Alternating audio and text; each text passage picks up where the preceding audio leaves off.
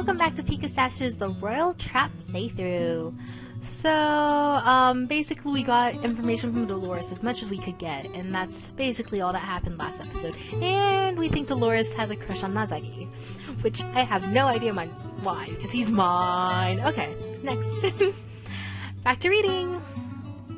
After a late meal, I retire to my room, that is, to Yorick's room, where I can be kept out of the way now that I'm no longer suffering the effects of the poison.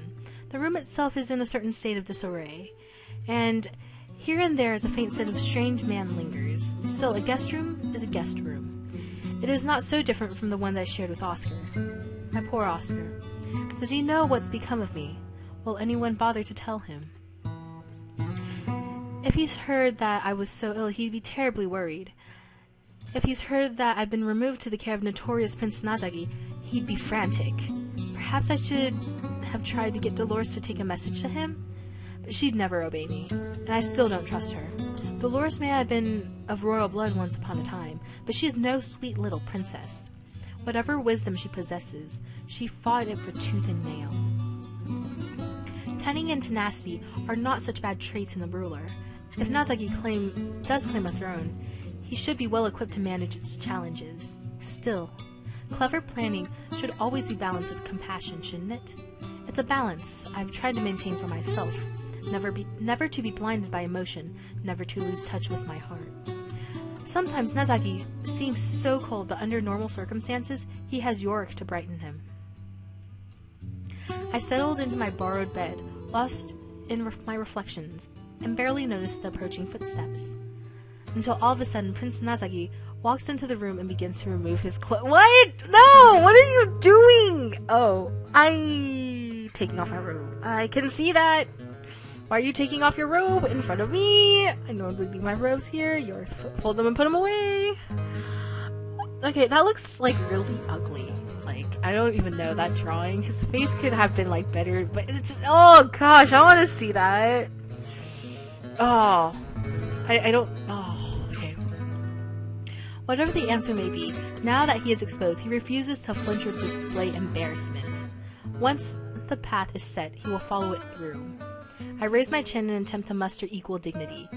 I will not be afraid to look at what's in front of my eyes. Oh, gosh, no! Okay. Although he lacks warrior's muscular definition, Nazagi's form is still— no, it's not! Once the immediate shock has passed, though, I begin to notice further details.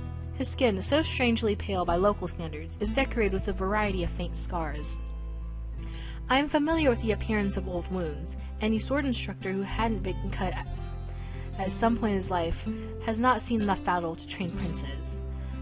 These, however, are different. There are clusters of puncture marks at different points, too small for arrows.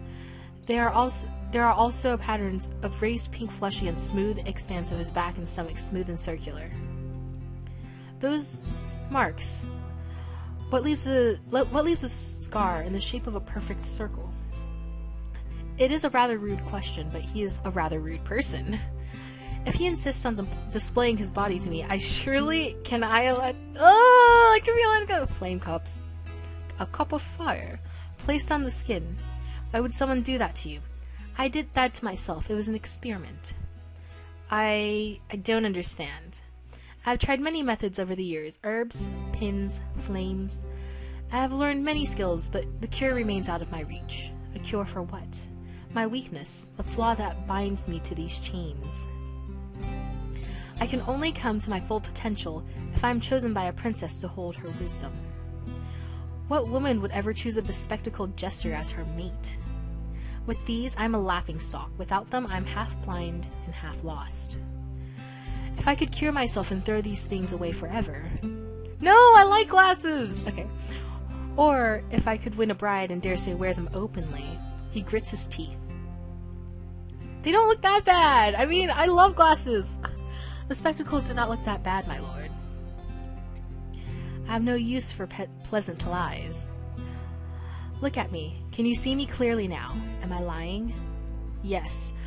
I thought they looked quite strange at first, even amusing, but I've grown accustomed to your face. You are not unattractive. You have no choice about You had no choice about associating with me. A princess can turn me away at first glance. In any case, I apologize for disturbing you. I'll be going now. Perhaps Nazagi was not entirely made of ice after all. He can be embarrassed and angry and lonely, just like anyone else. But even here in private, with someone who already knows his secrets, he holds himself in check. He's fought so hard to hide his flaw of poor vision that he's learned to hide everything else as well. Nazagi said earlier that smiles and chatter do not equate to friendship. I wonder if he has anyone in his life he can call a true friend, someone he can trust, someone he cares about, or someone he allows to care about him. It's certainly not depth of feeling that's driving him to pursue the heir of Quellenor, Cassidy or Dolores. It seems to make no difference to him so long as he achieves his ambition. It is not unusual for a man in his position, really. I suppose I can only notice because it's so different from working with my own Prince Oscar. But then he's not really my prince, is he? Perhaps Nazagi's attitude is the wisest one after all. But as I drift off to sleep, a thought occurs to me. Could a man like Nazagi really forget that I was in this room? Or is it just maybe possible in his own strange way he was flirting? No, he was not! Doubt it. Totes. Doubt it. Doubt it. Doubt. Doubt. Okay. The next morning there is no hint in Nazagi's demeanor for the previous incident. That may, of course, simply because he's taken off his spectacles. Without them, his face always seems less expressive, more guarded. I expect the palace guard will make another inspection at some point this morning. Considering your improved appetite, it is necessary to demonstrate that I am making progress. Will they want to take me back to the dungeons, then? If our suspicions are accurate, they will be hesitant to remove you and allow me full freedom of movement again. I doubt that they will act. I can't read words. Okay. Which does not mean no, not only not yet, probably. If Nazagi wishes to hold me in these rooms for a longer period, I'm sure he can unnerve the guards into backing down. But he prefers the company of his old valet. I suppose for my own protection, I'd better be interesting company. Tell me about your homeland. Why? Why not? We have nothing else to do at the moment but talk. Is it your sister who is the heir of Aston Teeth? Officially, Mirako is my sister. A different father? A different mother. In Aston Teeth, all children of the highest rank are equal by birth. By your traditions, Mirako is my cousin. I'm not quite sure I understand what he means. I assume he has no sisters, so the eldest female cousin became heir. Okay, I can't believe the females are heirs. I mean, this is not usually, like, historically accurate. Okay.